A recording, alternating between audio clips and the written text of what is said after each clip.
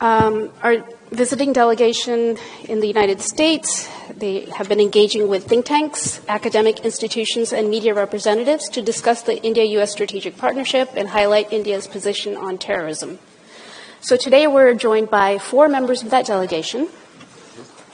Right next to me, none of these need any introduction, but however, Dr. Shashi Tharoor is an author, politician, and former international diplomat. A 4-term member of parliament, he represents Thiruvananthapuram, Kerala, in the Lok Sabha. A member of the Indian National Congress, he has served as Minister of State for External Affairs as well. And he's currently the chair of the Parliamentary Standing Committee on External Affairs. Mr. Milindera is a former union minister and member of parliament from Mumbai South.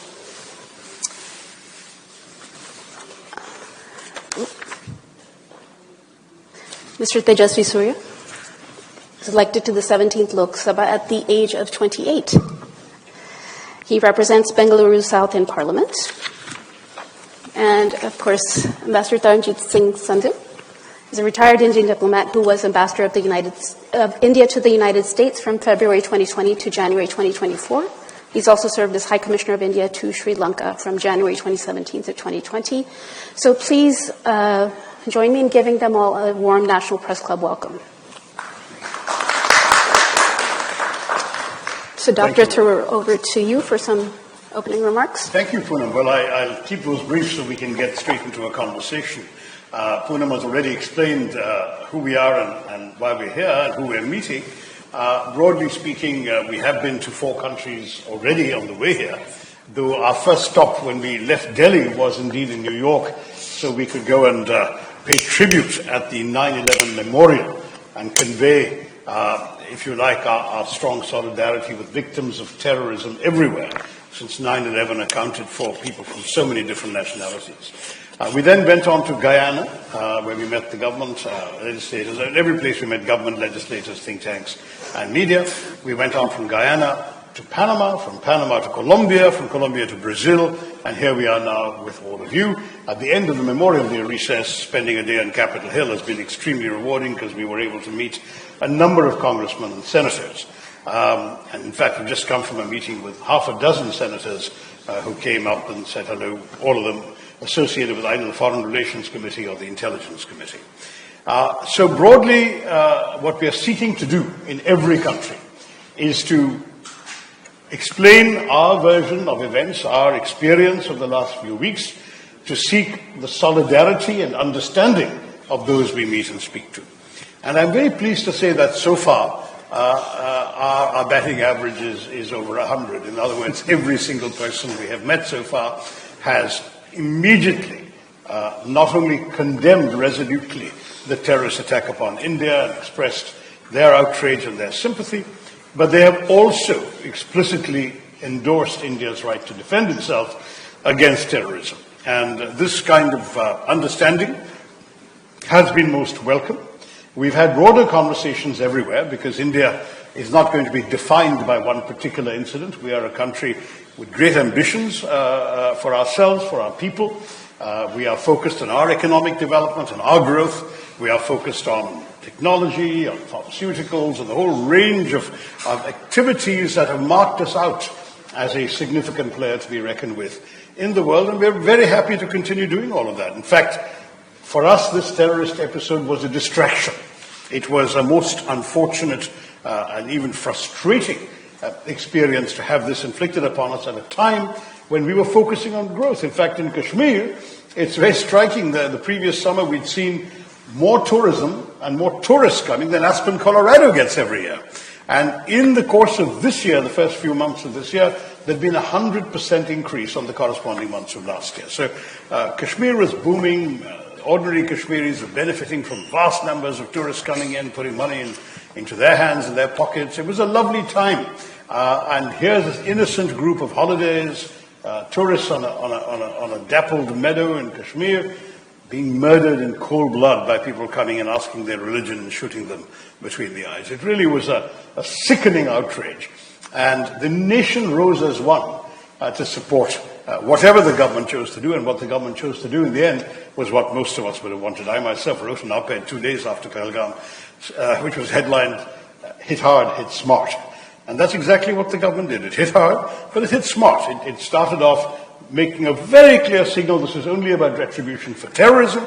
That is, hit only the 9 bases of established, known terror organizations listed on the US State Department's terror designate list, listed on the United Nations Terrorism Sanctions Committee, the 1267 Committee's list of designated terrorists, and we only hit those. The government publicly announced and told the Pakistanis to, we have not hit any Pakistan government sites, we haven't hit any Pakistan civilian sites, we haven't hit any military sites either. We've just hit terrorist infrastructure.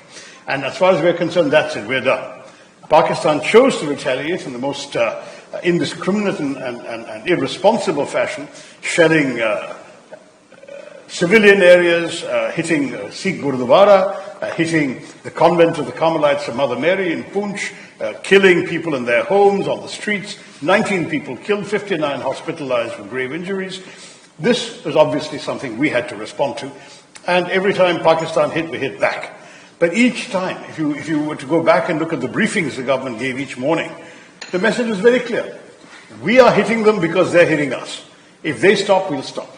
And after 88 hours, the Pakistani Director General of Military Operations reached out to his Indian counterpart and said, let's call it off, and we called it off. We had no desire to persist with this war because, as I said, we have better things to do. It's just a tragic situation that has been needlessly inflicted upon us. And I say to all of you, when we seek understanding for what we've done, it's not in a warlike spirit. We're very conscious we are the heirs of Mahatma Gandhi, a legacy of ahimsa and non-violence. But we will also honor his advice to stay firm, to live without fear, to have the self-respect, never to bow down, never to surrender to this kind of terrorism. And we are going to continue. If they continue, we will continue. If they will let things alone, we will let things alone. Because we have, as I said, a very clear focus on our own development. I think I'll leave it there, not because I have no more to say, there's plenty to say, but I would rather respond to your questions, and my colleagues are also ready to add their words to these remarks of mine when you have questions for them. All right. The floor is yours. We have questions that have been submitted in advance. Yeah. And if the audience has more, they can pass them forward as well. Sure. You'll pass the questions forward. Right. Okay. So one question that we've gotten from several members of the press is why the name Operation Sindoor? Right. If you could just briefly address that for those who are not familiar. Right. Well, Operation Sindoor, actually, I thought was a brilliantly chosen name. The Sindoor, in case some Americans obviously don't know about this, is a vermilion mark that is applied to the center of the forehead of married women in the Hindu tradition. It's widely practiced. Some non-Hindus do it too, but more for decorative purposes. But strictly speaking, the sindoor is applied at the time of the marriage ceremony and is worn every day thereafter by married women. So we were very conscious of these brutal terrorists who, by the way, shot men in front of their wives and children but spared the women. And when one wife screamed out, "Kill me too," she was told, "No, you go back and tell them what we've done." That was why the women were spared. Horrendous, horrendous act. But that sindoor had essentially been wiped off the foreheads of 26 Indian women, or 26, I was going to say Hindu women, but one of them actually was a Christian. But the sindoor had been wiped off the rest by these terrorist actions. And so we wanted, first of all, to avenge that act of wiping off the sindoor. But secondly, it's no accident that the color of the sindoor is that bright vermilion red, which is not far from the color of blood. And in many ways, there is a Hindi expression that the khoon ka badla khoon, here sindoor ka badla khoon hoga, that is blood in response to what they've done to the sindoor. All right, Ambassador Sandhu, there's a question for you.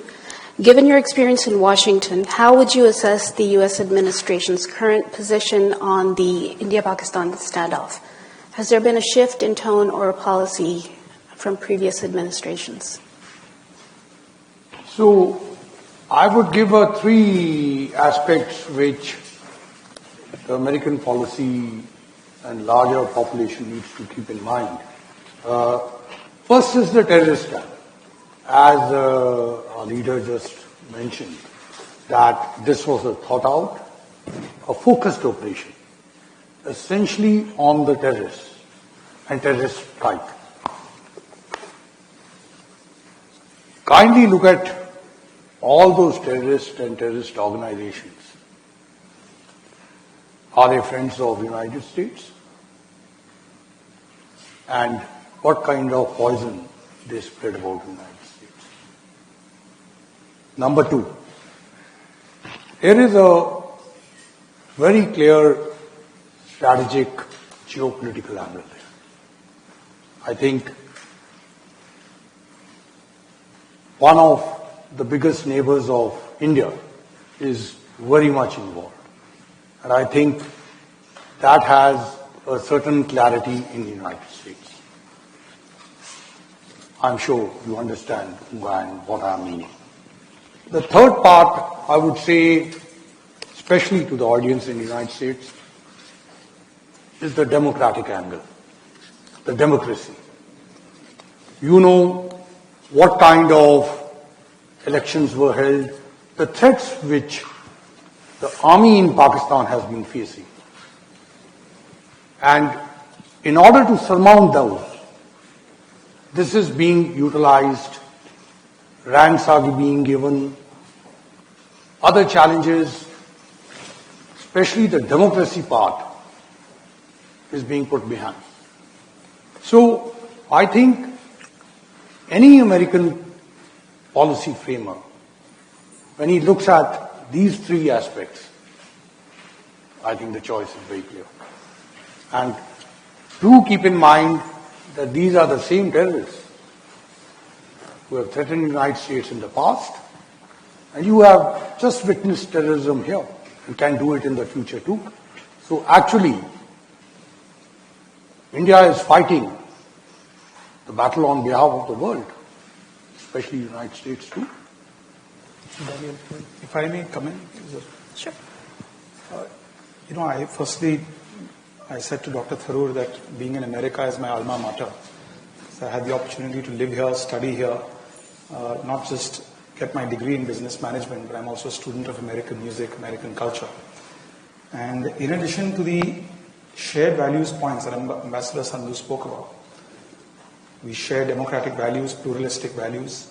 I think there are other fundamentals based on which this relationship between India and the US is completely transformed. We both understand cross-border terrorism very well. We understand Pakistan-sponsored terrorism extremely well. Broadening that scope of cooperation in that area is extremely critical. That has been growing in the last few years and few decades. And that's why, to Dr. Tharoor's point, we received a very, very warm welcome on Capitol Hill. Congressmen, senators chairing the House Foreign Relations Committee, people associated with the Senate Foreign Relations Committee, the India caucus issued unequivocal, unconditional statements in support of India and condemning Pakistan. But there's also culture and people, and that relationship has also been strengthened considerably in the last 10 or 15 years. And the most critical is in the area of trade and investments. We are hopeful that a bilateral trade agreement will be concluded between both countries very soon. And I think both countries, after COVID, have begun to relook at and rethink their supply chains, look at reshoring jobs to America, to India. Both have an America first, India first policy, bring employment opportunities back to our countries. So I think the basis today of that relationship is largely in the realm of trade and investment. Okay. And I'd like to, Poonam, just quote a statistic because I think it's important for the American media to take that to the American people. Not only are Indian investments in America growing rapidly, but American investments in India have also delivered massive results to investors back home. Few examples of that: a company like Blackstone, which has deployed about $50 billion in India's real estate, Today, the second largest real estate market for Blackstone outside of America is India. They plan to double that investment in a few years. Companies like BlackRock, companies like Brookfield own primary and secondary instruments to the tune of $15 to $30 billion. So it's a very critical partnership that is based on economic cooperation and on mutual investments. Okay, so since we're talking about trade, just yesterday, Secretary Letnick said that the Trump administration is upset with some of India's policy, including purchasing arms from the Russians. Do you think Trump has a different view of the Indo-U.S. trade relationship than his predecessors? Yeah. Go ahead. No, go ahead. No, I mean, as far as I'm aware, this may not be an entirely, shall we say, up-to-date answer because I'm not involved in none of us is involved in the trade talks, but we have actually seen a steady change in the pattern of dependence on certain weapon suppliers. Historically, yes, we were major suppliers of Russian equipment. We still need a lot of Russian spare parts and so on, but it's come down a lot from the peak. The comparison I would give you is Pakistan, where 81% of their weapon systems and imports are from China. We don't have that kind of dependence. We've diversified. We have American weaponry. We're very much in the market for more. Whatever the Americans are prepared to discuss with us and sell us, we certainly hope will move forward. We've got French weapons. We have French aircraft. We've also got a lot of Israeli equipment. So we're diversifying. It's not that we are particularly dependent on weapons from any one country, though there was a time when this comment may have been true, that is, that we were overly dependent on the Russian weapons in the days of the Soviet Union particularly. I don't think that's an accurate portrayal of the situation today. Okay. Well, you mentioned aircraft, and the question in a lot of people's minds is how many aircraft did India lose? We do know that there was some loss of aircraft, but not how many in this latest conflict. We're not military folks, and our military are the only ones who really keep track of all of these things. But, I think the important message that came out was, whatever may or may not have happened in the course of a conflict, neither side, by the way, talks about losses very much. And that's partially because you know very well that operational details are very closely held with the senior military people. But I can tell you one thing, whatever may or may not have happened, look what happened on what turned out to be the last night of the conflict, when India not only effectively struck 11 airfields of the Pakistani military, but there are commercially available, publicly available satellite pictures showing the extensive damage done. There's been craters on the runway, there have been operational command centers that have been bust by these Indian bombs, and just yesterday, the Pakistanis publicly admitted that Indian strikes were so wide-ranging and effective, they struck from as far as Hyderabad in South Pakistan to Peshawar in the northwest.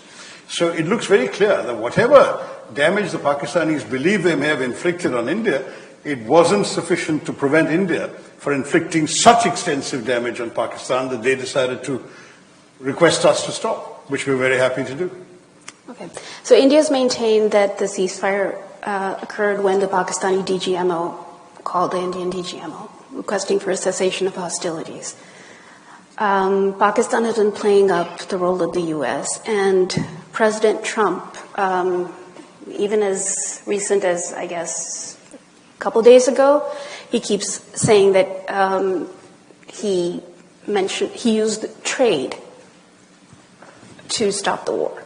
That's not the impression I have. I can tell you that it was a public record that there were calls coming from various foreign ministers to our foreign minister, to our national security advisor.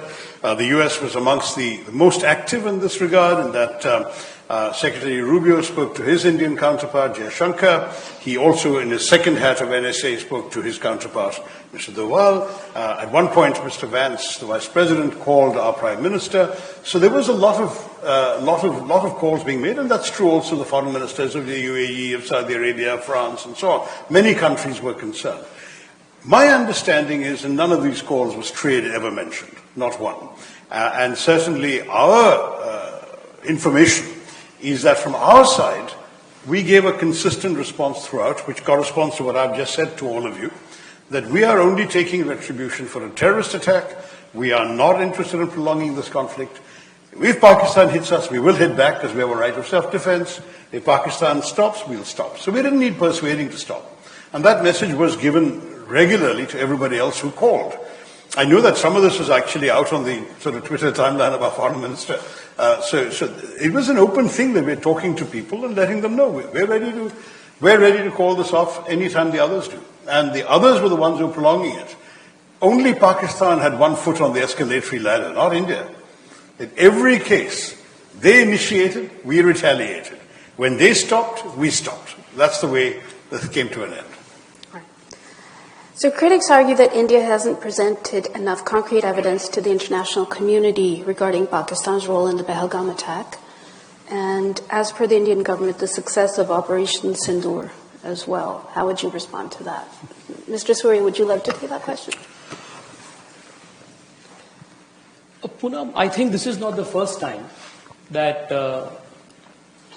Pakistan has orchestrated an attack against India and claimed to not have any role in it. The very first attack that they orchestrated was right after independence, 1947. They sent Pakistani armed military men, and they said it was Pakistani raiders who went. They said, we have nothing to do with it. But then it was the Pakistani army. This is not the first time. Even in 1998, Kargil, it was again Pakistani military which was directly involved in the aggression. But they again claimed no responsibility. So much so that when the bodies of the soldiers were retrieved, they were not ready to take them back. Can you expect, is there any other country in the world that would do that? Pathankot, we invited them to conduct a joint operation in one of our air bases, 2611 in the city of Mumbai. Joint investigation happened in Mumbai.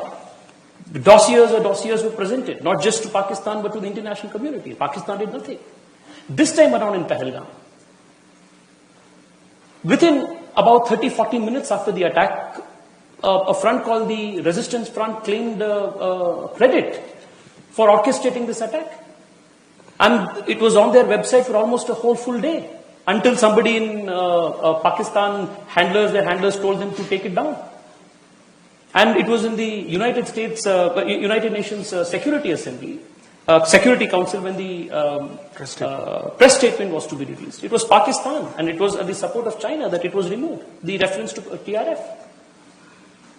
And the picture that has been going around on social media, where funerals of the terrorists attended by military-clad army men, is again a testimony to the deep nexus between Pakistani army, Pakistani ISI, Pakistani government and the terrorists. So this has gone on for a very long time. And I just want to, on the objective that we had set out to achieve. The first attack was with respect to the 9 terrorist bases. All the 9 terrorist bases that were attacked are on the UNSC 1267 list. It was not that India came up with a fictitious list. And the attacks from the 10th, 2 things prove India's capability. One, there are multiple satellite images available in public domain.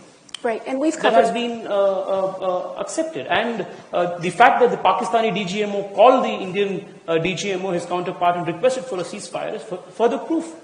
So in your visits to the countries that you visited so far, has the delegation presented more concrete evidence of Pakistan's complicity in the attack? Look, evidence is a curious way of putting it, because in very many cases, in fact, in the bulk of the cases of the more than 40 to 50 terrorist attacks inflicted on India since the turn of the century, in every case, Pakistan has denied it, and in every case, their complicity has been established.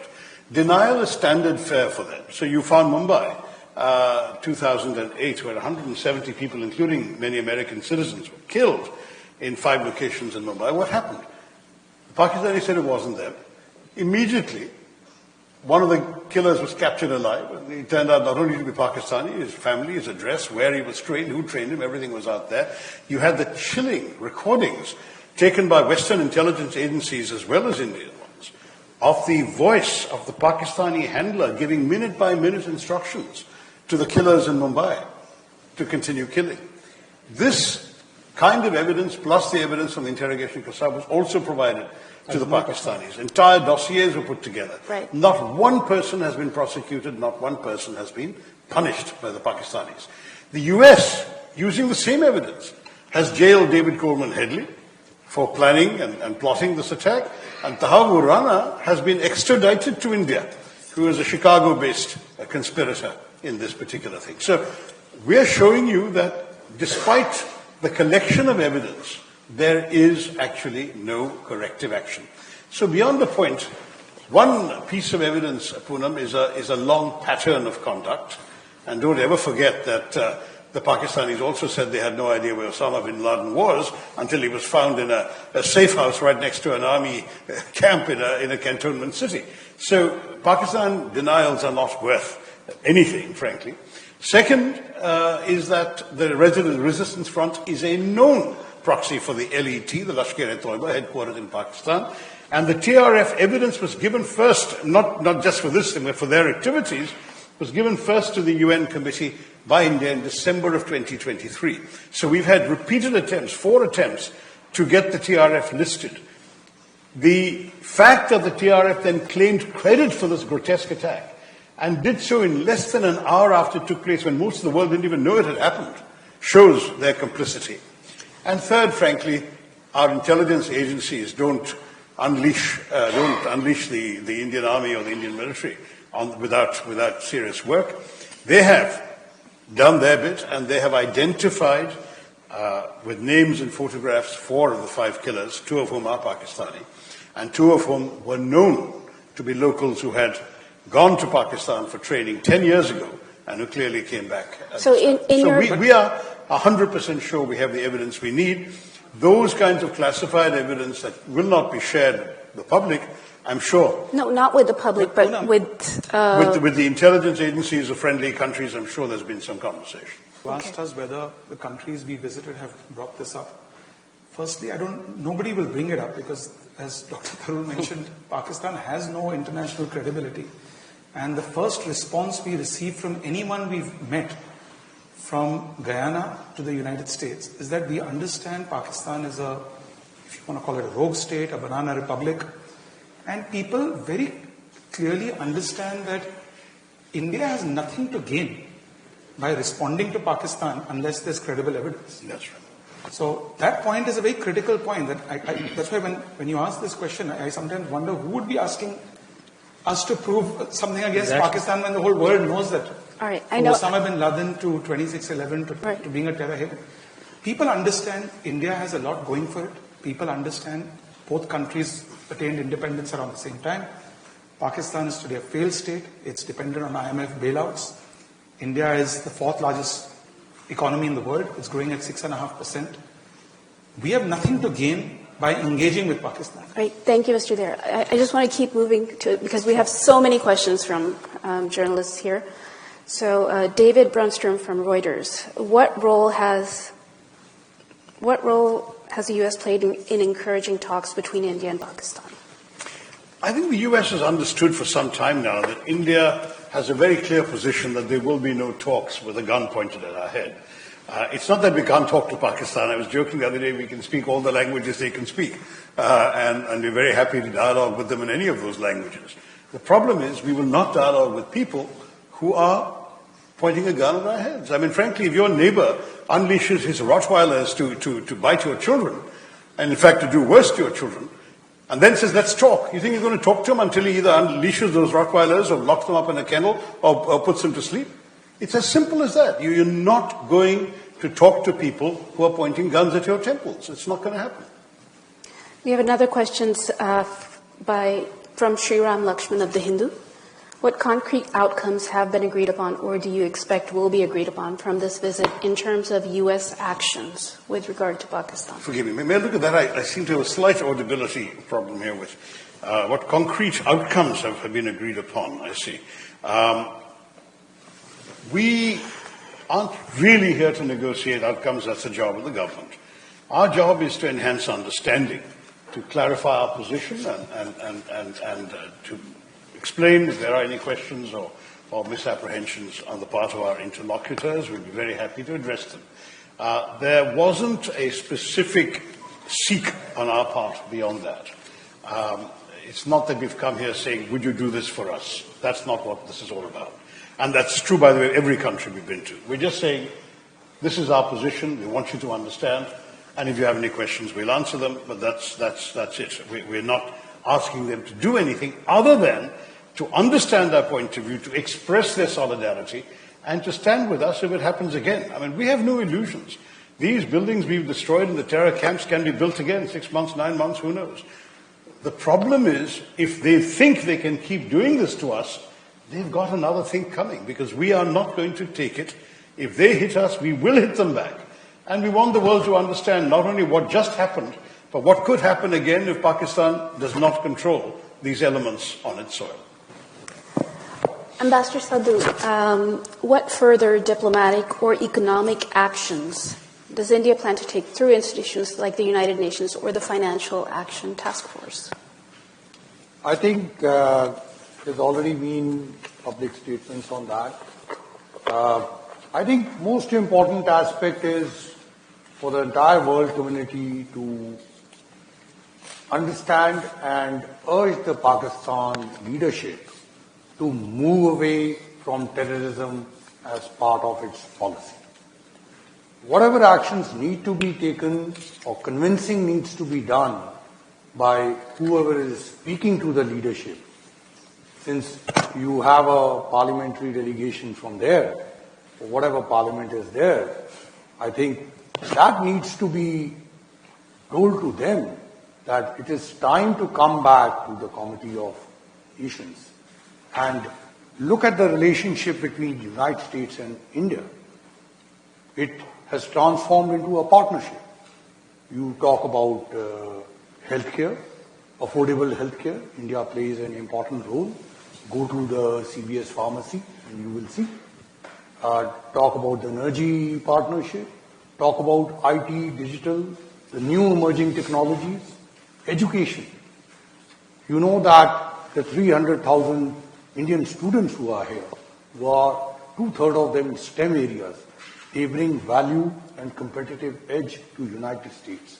That's the kind of country and participation and the relationship that is.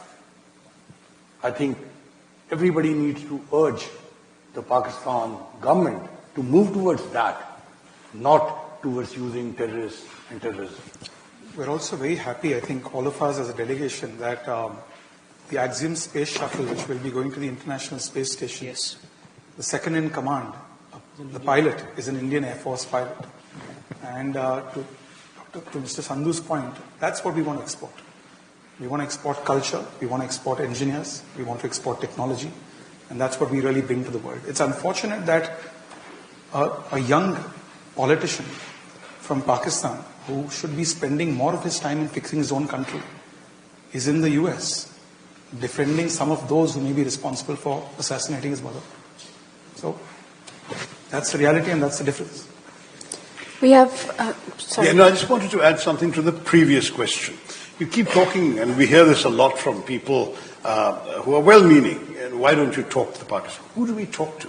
See, it's not that we haven't tried this before. We've talked to them many times. And there was a period between 2003 and 2008 where we were talking both publicly, privately, and through a famous back channel, famous later, between a special envoy of the Prime Minister of India and the general running Pakistan, General Musharraf.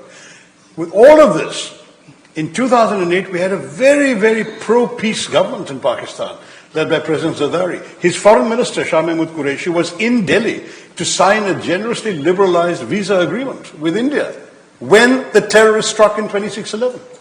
So we're discovering the people we talk to are either unable or unwilling to control the elements who are hurting us.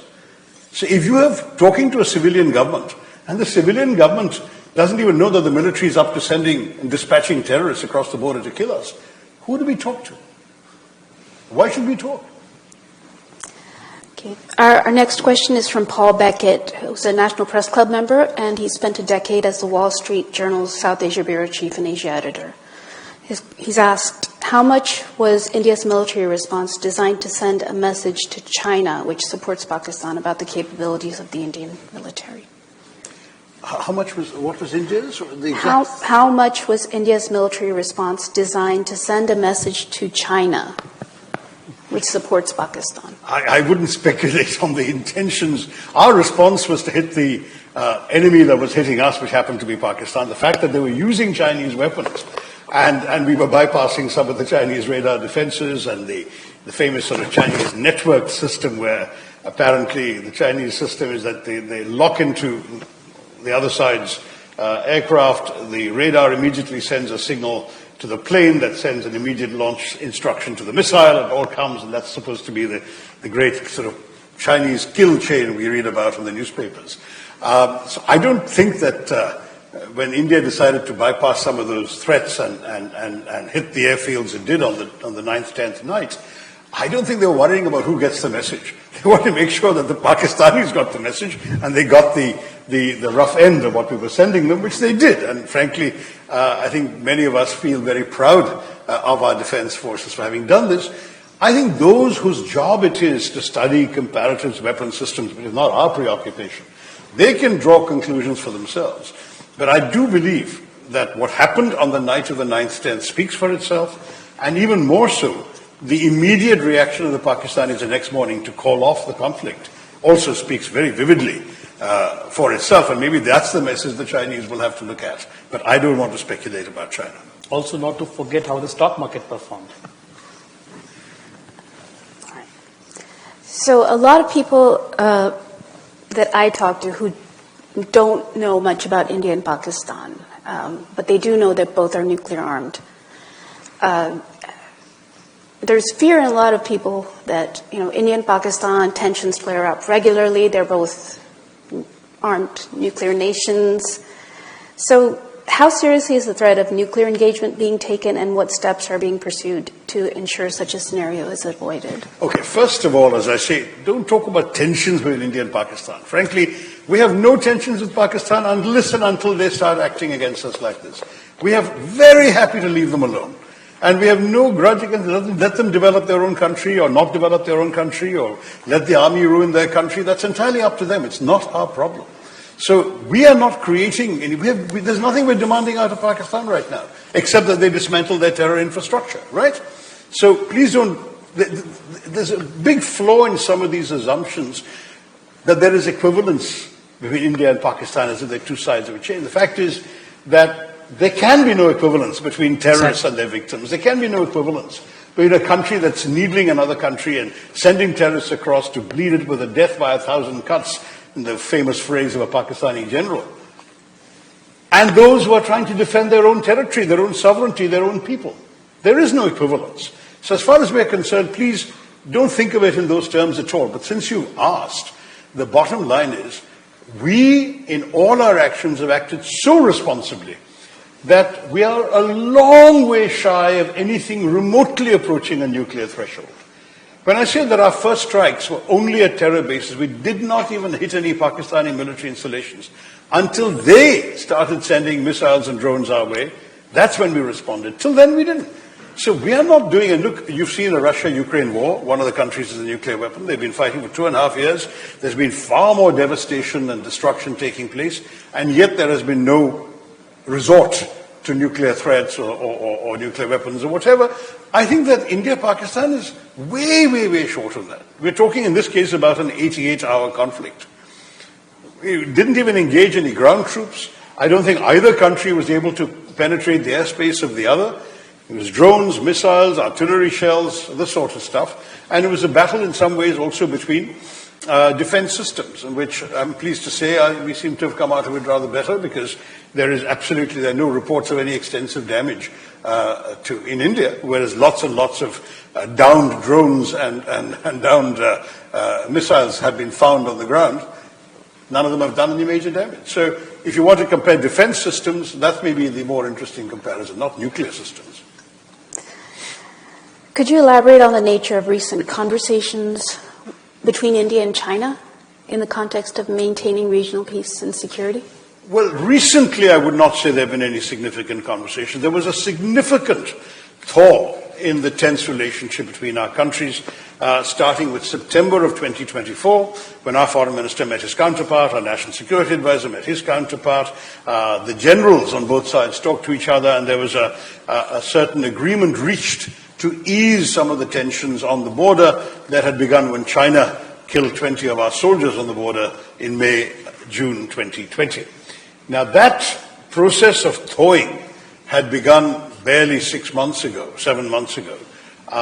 when this particular unpleasant terrorist incident and subsequently the conflict with Pakistan, even for a few days, erupted, during which time China was unconditionally supporting its all-weather friend, Pakistan, including in the Security Council on things like the statement one of my colleagues has mentioned. So I don't think that we've had much cause to talk to them very recently. But the earlier process of thawing reflected a strategic choice on the part of both countries to dial down tensions and cooperate. And I think they will now have to see whether in the wake of what has happened, one can just go back to business as usual, or whether further discussion and dialogue is required. I think this is a process which at the moment is beyond the remit of my colleagues on this delegation and me. But I can say that there was a process that was very positive along the lines that your question asks, but it didn't frankly get revived after the 22nd of April. Ambassador Sandhu, in the context of the Quad, do you believe India's participation has translated into strategic support during security crises, or does it remain largely a maritime and economic framework? See, the Quad has been a developing story. You know from where it came and how it has moved. It's a much wider partnership. I think during the COVID period we saw, and that process is moving ahead. From what I have read, the next foreign ministers meeting is going to take place in Washington soon. And there are a number of clear projects, especially in technology and many other areas, healthcare, that Quad is undertaking. So I presume that will continue further. And that process, which began years ago, but actually intensified during President Trump's first term, further deepened during President Biden's term. So I'm sure the second term of President Trump will see its maturity further.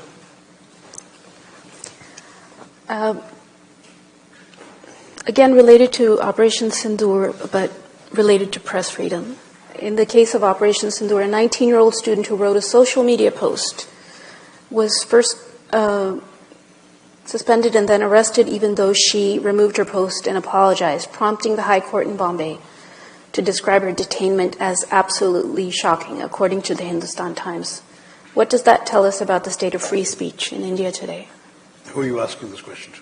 Mr. Tharoor, would you like to? Well, I don't know if we have a system that the courts work, and unlike other countries, if a state government has engaged in a wrongful arrest, somebody can take recourse from the courts. So, I mean, look, we are the largest democracy, we are the most diverse democracy, and we are a federal structure where our judiciary works. So, I think that we've got everything going for us. And if you compare what the scenario looks like around the neighborhood, we are really truly the most vibrant democracy.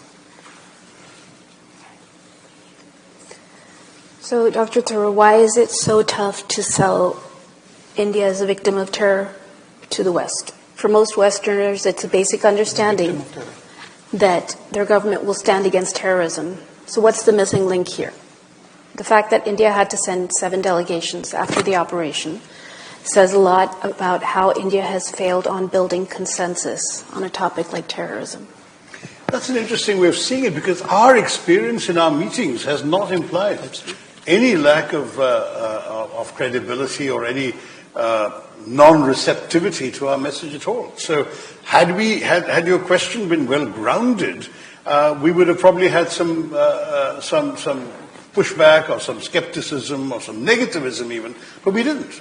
And we're talking about fairly wide range of countries. I mean, I realize that Guyana is not the United States, and that Panama or Colombia or Brazil all have independent characters, but in every country we've encountered government officials, legislators, think tankers, and media, and of course members of the general public. And I can't think of a single example, can you, where we had any skepticism, any difficulty selling the message. Some of the details we were giving them opened their eyes, but some of the, not one person said, we don't really believe this, or we think you're spinning a yarn or whatever. This is why Pakistan is now following in our wake to say we are also victims of terrorism. But if I can quote a former American Secretary of State who famously said, well, you can't breed vipers in your backyard and expect it to bite only your neighbors. That's what the Pakistanis did, sadly. And the result now is that they are being bitten too. I mean, we all know that, for example, the Taliban movement, and in fact, by and large, all these terror organizations were created by the Pakistani military and ISI and so on for specific target purposes. There were some units created to hit India. There were some that were created to take over Afghanistan.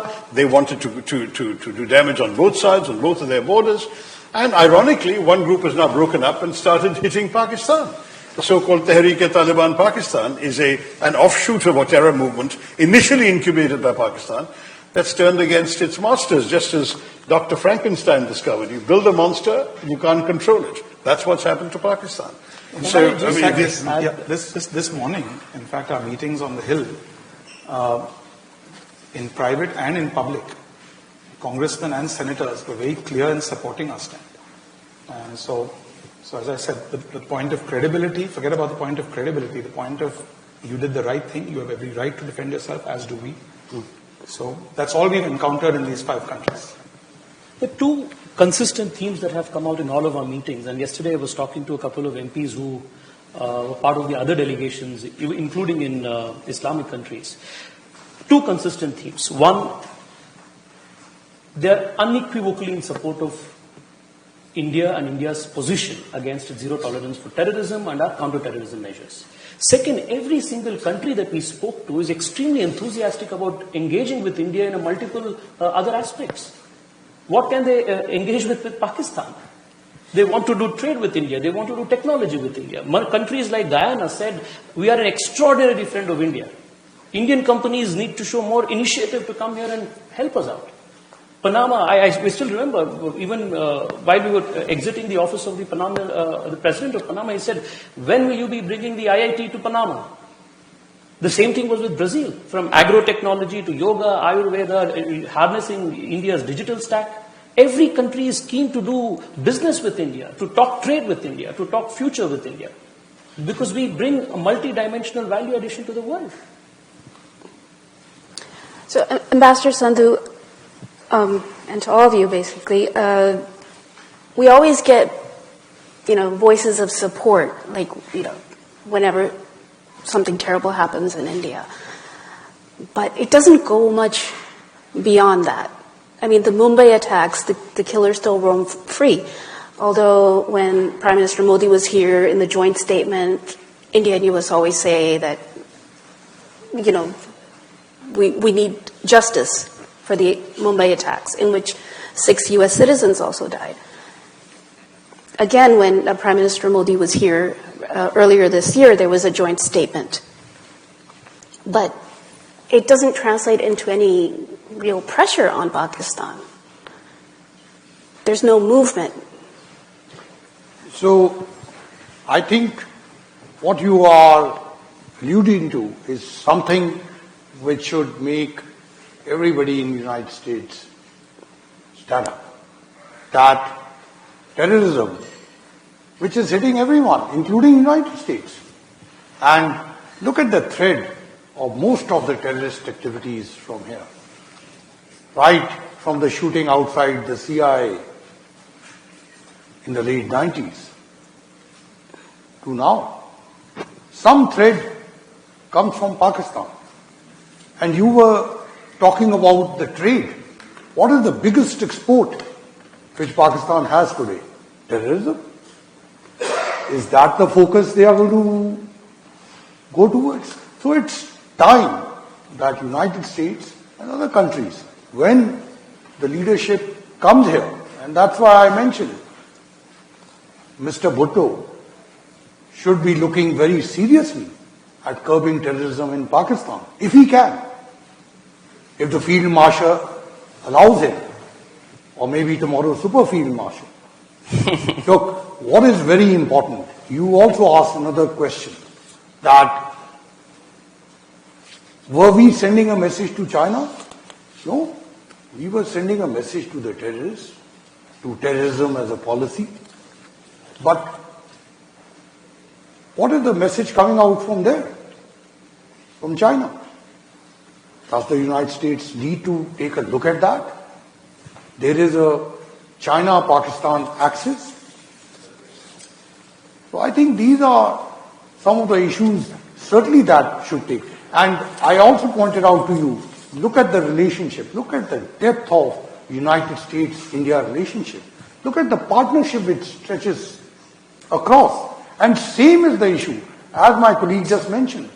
All the 4 countries we went to, each one asked for an IIT to be established there. That's towards which you need to urge Mr. Bhutto to take his country towards, since his father is the president of the country. Just to add to what Ambassador said, in 1996, India proposed the CCIT, the Comprehensive Convention on International Terrorism in the United Nations. We were the country that sponsored this idea. But unfortunately, even till today, there hasn't been a consensus around that to define in international terms what terrorism means and to come up with an international framework to go after those who sponsor it, fund it, and curb terrorism. I think that's a very important direction towards all countries coming together. While we were in Brazil, we learned that India and Brazil is working towards a bilateral agreement on combating terror, which is, I think, a very encouraging, important step for both of these countries. I have this 3-4 page list that mentions a list of major terrorist attacks affecting the United States and with connection with Pakistan. More than 32 incidents mentioned here. So the world needs to take note that the terror that is emanating from Pakistan is not just a threat to the immediate geography, but is a threat to the whole world. Right. Well, I mean, you mentioned that all the visits that you've had, everybody supports India against terror, everybody wants to cooperate with India in different sectors. But do you see there being a growing consensus that Pakistan is a terrorist state, something that President Bill Clinton contemplated announcing during Kargil? Look, I mean, I think the Pakistan situation is such a mess that I would not want to venture a simple answer. I think that we have a peculiar situation where there is a nominally elected civilian government, but the reins are held by the military, where the most popular politician is in jail and has been for a couple of years and continues to attract mass adulation while still in jail. There are all sorts of things going on there, and the Pakistanis go around saying, we're helpless, we ourselves are victims of terrorism, because indeed you have the Tehreek-e-Taliban Pakistan that's attacking the army and the civilian government installations and so on. So the country is frankly in a mess. To call it a terrorist state would be to imply that all of them are complicit. I think half the time one organ of Pakistan doesn't know what the other organ is doing. And there's a lot of this kind of confusion, which also makes it very difficult to talk to them. I will say that if the Pakistan government wants to be taken seriously as a responsible state, then the task for it is very clear. Dismantle the existing infrastructure of terror. Shut down every one of these terror training camps. Ban each of these organizations. Close their bank accounts. Arrest their leaders. There are 52 names in the list of the United Nations Terrorism Committee. Arrest all 52 of them. Put them in bars. Prosecute them seriously and not in the frivolous fashion we've seen after the Mumbai attacks. I mean, there are things that Pakistan can do in order to actually be respected for this kind of thing, but it won't do them. It's not doing them. And this is our biggest problem, Poonam. We would much rather not waste time on this issue, to be honest. We all have better things to do in India. But as long as Pakistan continues to incubate this kind of terror, these units, these terrorist groups that come and do this kind of colossal damage and cost lives in our country, then we'll have to respond exactly as we've done before, as we've done from the 7th to the 10th of May, and Pakistan should realize there will be a price to pay for terror. They cannot just walk across the border and kill our people and get away with impunity. All right, before I ask the final question, I'm just going to take a moment to thank the Headliners team leader, Jen Judson,